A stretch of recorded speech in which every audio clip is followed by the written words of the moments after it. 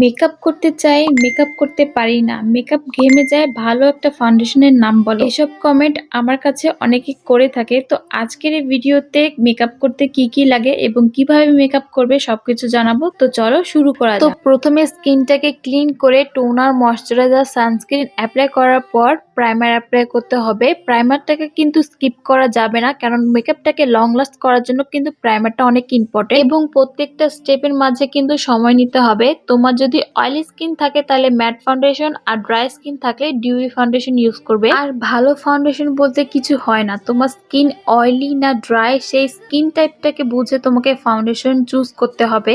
এরপরে স্টেপে আমি সাধারণত ক্রিম, ব্রঞ্জিং, ব্লাশ অ্যাপ্লাই করে থাকি, কিন্তু অনেকে এই স্টেপটাকে ফলো করে না। তো আমি এই স্টেপটাকে স্কিপ করে কনসিলার হাইলাইটিং এ চলে যাব। কনসিলার দিয়ে আমাদের ফেসের হাইয়েস্ট পয়েন্ট গুলো, যেমন চোখের নিচে, কপালে, নাকে, থুতনিতে, এই টি জোন এরিয়াগুলোকে হাইলাইট করতে হবে। এরপরে সেটাকে লুজ পাউডার দিয়ে পাউডার পাফের মাধ্যমে ভালো করে সেট করে নিতে হবে। পাউডার প্রোডাক্টের জন্য এমন একটা প্যালেট যেখানে ব্লাশ, ব্রঞ্জার, হাইলাইটার একসাথে রয়েছে, বা ইন্ডিভিজুয়ালি এরকম প্যালেট গুলো তোমরা নিতে পারো। আর আমার মতে বিগিনারদের জন্য টেকনিকের এই প্যালেট গুলো অনেক হ্যান্ডি হবে। লাইটেস্ট থেকে ডিপেস্ট 4 ডিফারেন্ট শেড তোমরা পেয়ে যাচ্ছ, যেটাকে তোমরা পরবর্তীতে মিক্স ম্যাচ করে ইউজ করতে পারবে। আর এই টেকনিকের হাইলাইটিং প্যালেটটাও কিন্তু অনেক জোস একটা প্যালেট। এই প্যালেটের হাইলাইটিং শিমার গুলো তোমরা অ্যাজ আ আইশ্যাডো হিসেবে ইউজ করতে পারবে। দেন লাস্টে W7 এর ম্যাট সেটিং স্প্রে দিয়ে মেকআপটাকে সেট করে ফেলবো। So here is my final মেকআপ। আশা করি এই ভিডিওটা থেকে তোমরা কিছুটা হলে শিখতে পারবে।